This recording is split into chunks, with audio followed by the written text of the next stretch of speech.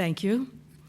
AT&T has long had a keen interest in education because we need a skilled, smart workforce to be successful in an increasingly competitive global marketplace. That's why we've invested in education since the founding of the company nearly 130 years ago.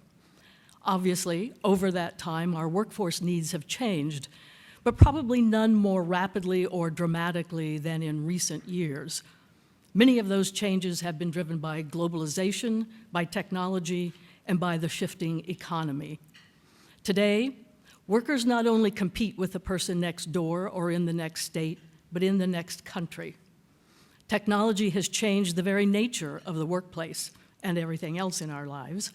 Technology has eliminated jobs, but it's also created jobs. And a year from now, it may require jobs that we can't even imagine today. So how do we prepare students and workers for the jobs we have today and the jobs we'll have tomorrow when we don't even know what those jobs might be? One thing is very clear. A high school diploma is no longer enough.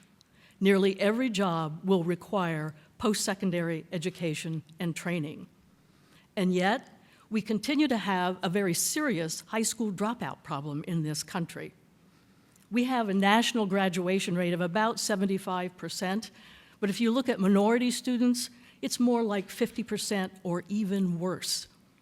If we can't increase high school graduation rates and then increase post-secondary education attendance, we will never have the workers we will need to meet our workforce requirements.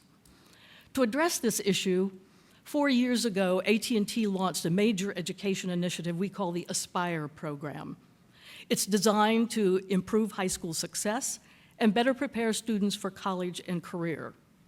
Last month, we announced a renewed commitment to this initiative with an even bigger investment and increased efforts to motivate and prepare students for post-secondary education. We want to introduce students to careers they may not even know about.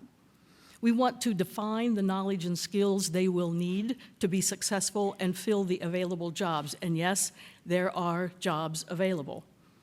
Not everyone at AT&T needs a PhD in engineering. We have technicians who lay cable, who install equipment. We have positions in retail locations, in network operations, and in fleet management. And while these jobs do not require an advanced degree, they do require more than a high school diploma. And increasingly, they will require some knowledge and skills in science, technology, engineering, and math, the STEM disciplines. Not surprising that an AT&T would focus on STEM, for those are the disciplines at the heart of our business. But increasingly, we think the STEM disciplines will be vital to every business because STEM drives innovation and innovation drives the economy.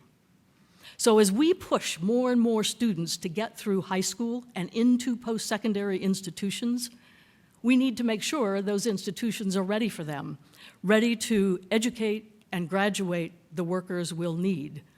Yet many of these institutions already face a number of challenges: rising costs, diminished resources, pressure to graduate more students, and accelerate education and attainment rates. We know that they will need to shake off complacency to become more productive and more effective. They will not only need to learn to do more with less, they will need to learn to do different with less, and they're going to have to do it a lot faster. We also know they will need help. Just as the business community recognized the consequences of the K-12 education crisis and began calling for education reform, we must now heed the warning signs of a looming crisis in post-secondary education or face even tougher consequences. Business leaders, education leaders, policymakers must all work together to set the framework for the transformation that's needed.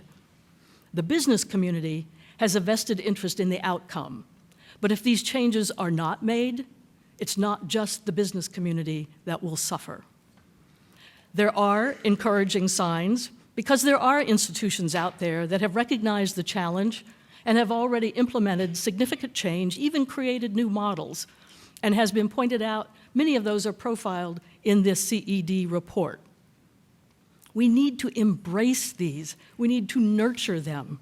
We need to hold them up as a beacon for others to look at. We applaud the leaders at these institutions for their vision and their courage. This is the kind of leadership we need to spread throughout post-secondary education. We know that won't be easy, but it will be critical to our economic future. Thank you very much, Marilyn. Thank you.